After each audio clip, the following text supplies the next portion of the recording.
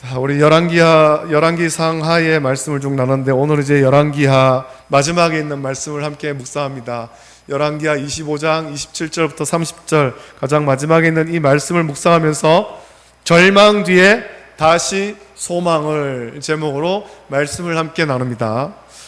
여러분 영화나 혹시 드라마 이렇게 보는 거 좋아하십니까? TV를 보면 요즘에 드라마 작가들이 드라마를 참 잘 만드는 것 같아요. 연출하는 분들도 굉장히 재밌게 연출하고 드라마가 재밌는 게 참 많습니다. 이 드라마나 영화를 보면 이 스토리의 결말이 있죠. 기승전결, 결말이 있습니다. 드라마가 한 20회 정도 한다면 한 주에 2회씩 방영해도 한 10주, 2달 넘게 방송이 계속 나옵니다. 꽤 오랜 시간 걸리는데 사람들은 드라마를 보면 볼수록 점점 더 몰입합니다. 사람들이 입소문을 타고 야 어느 드라마가 재밌더라 그러면 사람들이 같이 보면서 한번 보기 시작하면 이게 재밌어가지고 결론을 봐야 돼요. 결론. 드라마에 빠지게 되죠. 결론이 궁금한 겁니다. 지금 스토리가 이렇게 진행돼 가는데 야 요 다음에 이야기가 어떻게 될까, 마지막에 이야기가 어떻게 될까, 결론이 굉장히 궁금합니다. 드라마를 보면서 감정을 이입하고 시청자 대부분이 원하는 결말, 또 해피 엔딩을 원하죠. 얼마 전에 보니까 지금 방송하고 있는 굉장히 재밌는 드라마가 하나 있는데 그 드라마에 나왔던 남자 주인공이 하나 있었어요. 그 여자 주인공의 남편으로 나온 역할이었는데 이게 이제 불륜에 관한 역할이었거든요. 드라마에서 그 역할로 나오니까 동네 나가니까 동네 아주머니들이 다 욕하더라는 거예요. 그 드라마를 보면서 감정을 이입하는 거죠. 그냥 배역일 뿐인데 드라마를 보면서 감정이입돼서 그 배우가 동네 나가니까 그렇게 아주머니들이 그렇게 좀 욕을 하고, 그래서 한날 보니까 유튜브에 그 남자 배우가 사과 영상을 올리더라고요. 사과 영상을. 이제 드라마의 흥행을 위해서 했는 일이겠습니다만 그런 일도 있었습니다. 사람들이 이 결론을 굉장히 궁금해합니다. 감정이입을 하죠. 그러면서 악한 자가 벌을 받고 착한 사람, 주인공이 잘 되는 결론을 원합니다. 그러나 진실을 다루는 다큐멘터리가 아니라면 드라마나 영화는 시나리오 작가에 의해서 얼마든지 결론이 바뀔 수 있습니다. 드라마 작가가 이제 그 대본을 쓰면서 시청자들의 의견을 반영할 때도 있죠. 이런 식으로 했으면 좋겠다, 결론이 이렇게 났으면 좋겠다. 작가가 원래 의도한 게 있지만 시청자들이 원하면 중간에 바꾸기도 하는 거예요. 이게 드라마와 영화입니다. 그러나 이 드라마나 영화는 결론을 바꿀 수 있지만 사실에 입각한 다큐멘터리, 어떤 이런 것들은, 전기는 결론을 바꿀 수가 없습니다. 결말을 있는 그대로 보여줘야 되는 거예요. 우리가 열왕기하의 말씀을 묵상했습니다. 열왕기 상하의 말씀을 쭉 묵상했는데 여러분 성경은 어떨까요? 우리가 가지고 있는 이 성경은 이미 결론이 다 나 있죠. 요한계시록은 다시 오실 예수님에 대한, 마지막 때에 대한 말씀이 있어서 아직 성취되지 않았습니다만 나머지의 모든 말씀들은 다 이루어진 말씀입니다. 역사적 기록들이 많죠.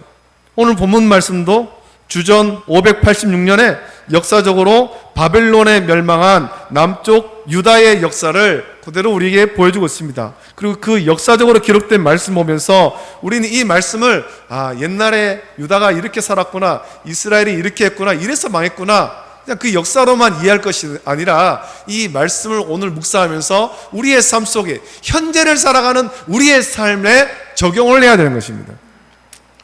여러분이 이미 있었던 그때 역사를 바꾸지는 못하지만 지금 성경을 보는 우리는 하나님의 인도하심을 따라서 나쁜 것은 버릴 수 있고 좋은 점은 배워서 순종해야 할 것입니다.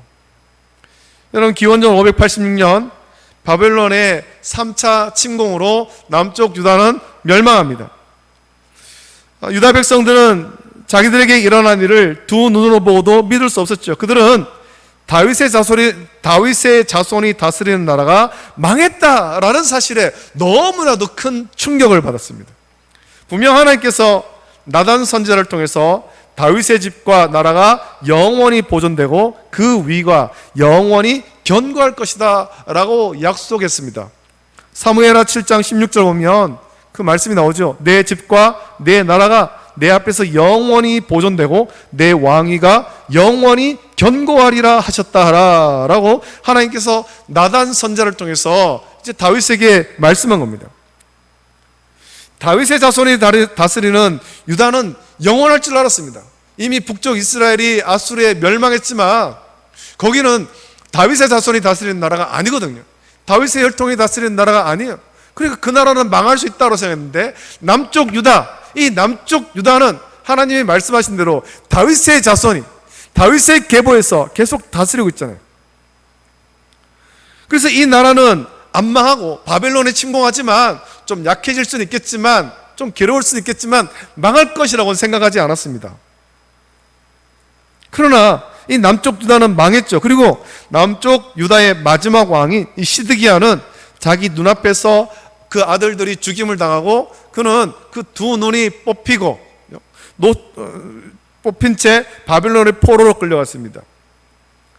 여러분, 더 이상 지도 어디에도 이스라엘 혹은 유다 이름은 사라지고 없었고 이스라엘을 이끌어줄 다윗의 왕조가 끊어진 것처럼 보였습니다. 손과 발이 꽁꽁 묶인 채로 저 먼 바벨론에 포로로 끌려가던 남유다 백성들의 절망에 빠진 거예요. 야, 나라가 망했다. 절망에 빠졌죠. 그리고 그 세월이 10년이 지나고 20년이 지나고 30년이 지난 겁니다. 여전히 하나님은 침묵하시는 것처럼 보였죠.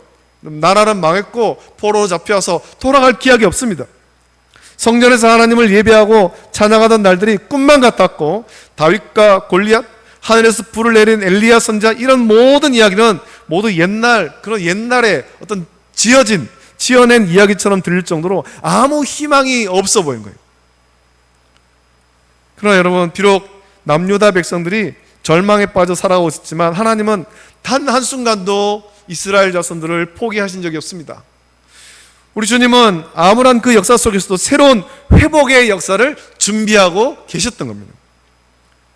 여러분, 이스라엘이 회복되기 위해서는 다윗의 자손이 필요합니다. 모두가 다윗 왕가가 끊어졌다라고 생각하고 있을 때 하나님은 이 바벨론 땅에서 포로로 살아가던 다윗의 자손이자 남유다 왕 여호야긴을 보여주십니다. 시드기야가 죽었는데 그 앞서 포로로 잡혀갔던 이 여호야긴 있죠. 27절 말씀이에요. 유다의 왕 여호야긴이 사로잡혀간 지 37년, 곧 바벨론의 왕 에월무로닥이 즉위한 원년 12월 그달 27일에 유다의 왕 여호야긴을 옥에서 내놓아 그 머리를 들게 하고 라고 말씀합니다. 여러분, 유다가 멸망하는 과정 가운데서 이 여호야긴은 잊혀진 것 같죠. 지난 세월 무려 37년 동안 이 여호야긴은 지하 감옥에 갇혀 살아가고 있었고 이 37년 만에 여호야긴은 이제 옥 밖으로 나오게 된 겁니다. 여호야긴은 남유다에서 왕으로 나라를 다스린 지 3개월 만에 바빌론의 포로로 잡혀간 아주 불행한 왕이었습니다. 그가 왕이 되고 단지 3개월 만에 잡혀간 거예요. 그래서 여호야긴, 이 이름은 이스라엘 역사에서 그렇게 큰 비중이 없었던 것 같아요.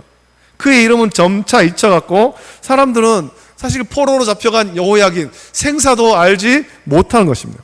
왜냐하면 그가 18살에 바벨론에 끌려가 감옥에 gat혔고 37년 뒤에 55살이 되어서야 감옥에서 나왔기 때문입니다. 오늘 본문은 열왕기하의 마지막 말씀입니다. 북쪽 이스라엘이 이미 망했고 남쪽 유다도 이제 망하는 마지막 말씀이죠. 왜 하나님은 다른 사건도 아닌 이 여호야긴이 옥에서 나온 사건을 열왕기하 마지막으로 그렇게 말씀하셨겠습니까? 유다의 절망은 하나님께서 영원하리라고 약속했던 이 유다가 멸망한 겁니다. 다윗이 다스리는 그 나라가 망한 거지. 그러나 이 마지막 말씀 보면 남유다 백성들은 다윗의 왕가가 끊어졌다 생각했습니다. 그래서 그들은 절망했습니다. 그러나 하나님은 지난 37년간 사람들의 기억 속에 잊힌 채 살아가던 여호야긴을 감옥에서 꺼내심으로 하나님 나라의 역사가 끊어지지 않았음을 우리에게 보여주고 있는 거예요. 사람들은 다 그렇게 생각했습니다. 유다는 망했다. 이제 다윗의 왕조는 다 끝나버렸다.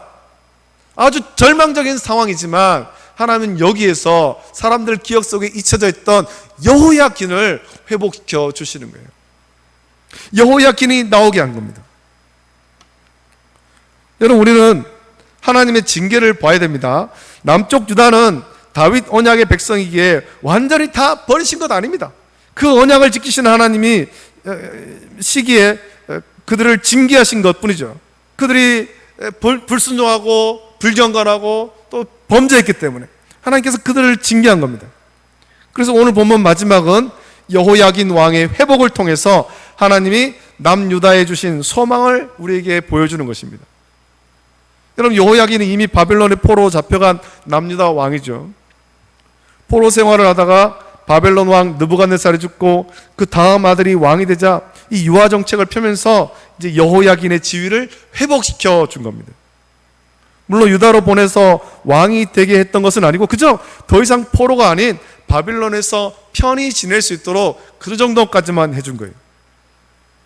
여러분, 바벨론 왕 느부갓네살은 여러 나라에서 왕들을 포로로 잡아와 가뒀는데 그의 아들이 다른 왕들도 전부 다 놓아주고 지위를 높여줬습니다. 하지만 유독 남유다 왕이었던 여호야긴을 다른 여러 왕들보다 더 높게 해준 겁니다. 그 내용이 28절에 기록되어 있죠. 28절 보면 그에게 좋게 말하고 그의 지위를 바벨론에 그와 함께 있는 모든 왕의 지위보다 높이고 라고 말씀하고 있습니다. 자, 이것이 무엇을 말하는 걸까요? 여호야긴은 함께 포로 잡힌 바벨론이 전쟁하면서 점령했던 그 나라에 잡혀온 다른 왕들보다 특별한 대우를 받은 겁니다. 죄수복을 벗고 말쑥한 좋은 옷을 입고 지냈을 뿐만 아니라 살아있는 일평생 왕의 앞에서, 바벨론의 왕 앞에서 양식을 먹었죠. 왕 앞에서 먹는다는 것은 그가 왕의 손님으로 왕의 식탁에 함께 참여할 수 있었다라는 겁니다. 더는 포로가 아니라 왕의 손님으로 대우해 주는 거예요. 존중해 주는 거죠. 여호야긴을 이렇게 높여준 것은, 이 희망적인 메시지는 70년 후에 유다가 바벨론에 망하고 70년 후에 포로 생활에서 본국으로 돌아오리라 선포했던 예레미야 선지자의 예언이 성취되기 시작했음을 말씀하고 있는 것입니다. 하나님을 떠나 죄악의 길을 서심치 않고 걷던 이스라엘은 하나님 심판의 도구인 이방에 의해서 바벨론에 의해 멸망당했지만 하나님은 반드시 본국으로 돌아갈 것을 약속하셨고 그 약속이 이제 하나하나 성취되고 있는 겁니다. 사람들은 깨닫지 못했지만 하나님의 약속은 성취되고 있는 거예요. 또 이것은 유다가 현재 바벨론에 압제되어서 압제하에서 회복될 수 있다라는 것을 우리에게 보여주는 것이죠. 실제로 유다는 예레미야의 예언대로 70년이 지난 후에 바벨론의 압제에서 완전히 해방됩니다. 그래서 귀국하죠. 다시 돌아오고 성벽을 짓고 성전을 지었습니다. 여러분, 유다 백성들이 자기들의 죄를 철저히 깨닫게 했던 긴 세월이었습니다. 하나님만 바라보게 만드셨던 그 고난의 세월이 바벨론에서의 포로 생활인 겁니다. 그 기간을 거쳐서 놀랍게 회복되는 역사를 우리는 성경을 통해서 배우게 되는 겁니다. 하나님은 그저 심판만 하신 것이 아니라 회개한 백성들을 다시금 회복시켜주는 것입니다. 따라서 하나님을 떠나면 하나님의 징계가 무섭게 임한다는 것, 그러나 그 가운데서도 깨닫게 하시고 소망 중에 주님의 은혜로 회복될 수 있음을 우리가 알고 오로지 예수님만 따르며 그분의 말씀대로 사는 온전한 성도가 되어야 될 것입니다. 여러분, 이 여호야긴은 많이 알려져 있지 않습니다. 사실 성경에서 그렇게 비중이 큰 인물도 아닙니다. 이 여호야긴의 다른 이름은 여고냐입니다. 이 여고냐라는 이름이 어디 나오냐면 마태복음 1장에 보면 예수님의 족보에서 여고냐라는 이름이 나옵니다. 사람들은 더 이상 이스라엘이 회복될 수 없다는 절망 가운데 살아가지만 하나님은 여호야긴을 남겨두셨고 그를 통해서 유다를 다시 회복하셨습니다. 그리고 여고냐를 통해 계속해서 이어진 다윗의 자손에서 신약시대에 와서 우리 구주 예수 그리스도가 탄생하시는 거예요. 우리를 회복시키시는 것입니다. 죄로 인한 절망 가운데서 다시 한번 구원의 소망으로 이어지는 겁니다. 다윗의 자손 예수 그리스도로 말미암아서 하나님께서 다윗에게 약속하신 내 집과 내 나라가 내 앞에서 영원히 보존되고 내 위가 영원히 견고하리라 라는 언약이 문자 그대로 성취되는 겁니다. 예수님께서 만왕의 왕으로 우리 가운데 오셔서 통치하시는 겁니다. 여러분, 우리는 당장 힘들고 어려우면 하나님의 약속이 깨진 것처럼 생각하기 쉽습니다. 하나님이 나와 함께 하시겠다라고 약속하셨는데 아무래도 그렇지 않은가 보다. 나와 함께 하지 않는가 보다. 하나님 나를 도와주시겠다 말씀했는데 아닌가 보다. 우리들도 바벨론 포로로 끌려가는 이스라엘 백성처럼 절망에 빠질 때가 많이 있습니다. 삶 속에서, 우리의 일상의 삶 속에 크고 작은 일로 절망에 빠질 때가 있죠. 그러나 우리가 보지 못해도, 또 듣지 못해도, 느끼지 못해도 여전히 하나님은 그 약속을 신실하게 이뤄가고 계시는 거예요. 우리 주님은 한 번도 우리 곁을 떠나신 적이 없으시고 우리를 도와주지 않은 적이 단 한 번도 없으십니다. 여러분, 나라를 잃어버린 남유다 백성처럼 우리 인생에도 잊을 수 없는 고통과 슬픔과 절망의 순간이 찾아올 수 있습니다. 그러나 믿음으로 하나님을 신뢰하며 끝까지 기다리면 반드시 하나님께서 우리 삶에 다가온 이 절망 뒤에 다시 소망을 주실 것입니다. 여러분, 오뚜기, 어릴 때, 요즘에는 뭐 오뚜기 갖고 노는 아이들이 잘 없습니다만 아기들이 갖고 노는 장난감 중에 오뚜기라는 것이 있죠. 오뚜기는 아무리 넘어뜨리려고 해도 다시 일어나듯이 하나님을 의지하는 자에게는 절망이 절망으로 끝나지 않는 것입니다. 하나님은 우리에게 산 소망을 주시는 거예요. 구원의 소망을 주시죠. 우리 하나님은 지금도 일하고 계시고 하나님은 지금도 우리에게 주신 약속을 신실하게 이뤄가고 계시는 것입니다.